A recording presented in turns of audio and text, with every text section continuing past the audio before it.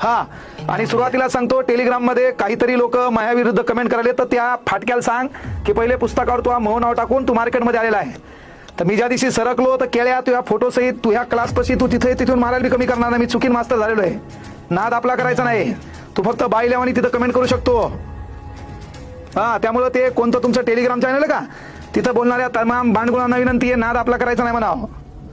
मुकाड्या तू तुझे काही स्वतःला त्याचा ते बादशाह समजाला ना तू काम कर, मुकाड्या झक मार. हा, तेव्हा अगं त्या फटोऱ्या लोकांच्या नादी लागू नका. जे आपलं चाललं त्याच्याकडे लक्ष द्या. कळलं का? तुम्ही दलिंदर आहेत, भिका चोटायला कमेंट करताना ते एवढं बायलं आहे, ते प्रत्येकाला उत्तर देत बसायले. त्याचा काय विचार करायला तुम्ही? त्या फाटक्याच्या अवकातच काय? तुम्ही 100ला व्याज घेण्याचं 500 घे. तो पर्सनली म्हणणार मला इंग्रजी येत नाही, तर माझ्या घरावर इंग्रजाचे वाहन उतरले नाहीत, तर तुला केळ्या इंग्रजी येते, ते काम कर ना.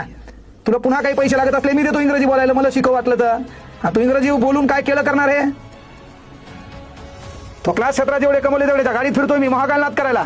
मग भांडण धुऱ्यासाठी शेती इकाल. पर्सनल नाव घेऊन त्यावर व्हिडिओ घ्यायची वेळ देऊ नको.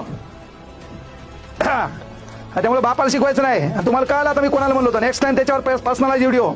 आणि दुसऱ्या वेळेस तुम्हाला तिसरा व्हिडिओ असं देईल तर टप्पू देताना पुन्हा ती कांगणे सर आहेत. ओके, आता या मूळ विषयावर नुसतं बोलणार नाही पुन्हा. त्याचे बाप दोन कांगणे सर आहेत भाऊ इथं. आपल्या रागाला चॅलेंजच नाही. ज्या दिवशी इगोचा विषय आला सर्व बंद करू दुकान. पण विषय इथपर्यंत आला ते खड्यात गेली, व्यासन बिसन बाकी सर्वच गोष्टी. हा, विनंती एकच आहे, तुम्हाला काय सांगितलं पहा. कळलं का? मी भरपूर जण मला लोक स्क्रीनशॉट पाठवले, त्या फाटक्याचे स्क्रीनशॉट मला काय पाठवले रे?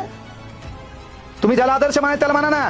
कोण तुम्हाला किती भारी शिकवायला, कोणते काय क्लास 1 आणि क्लास 2 शिकवायला, मला त्याच्याशी काय घेणे. मला इंग्रजी बोलता येत नाही, स्टेजवर सांगायला मी धमक लागते.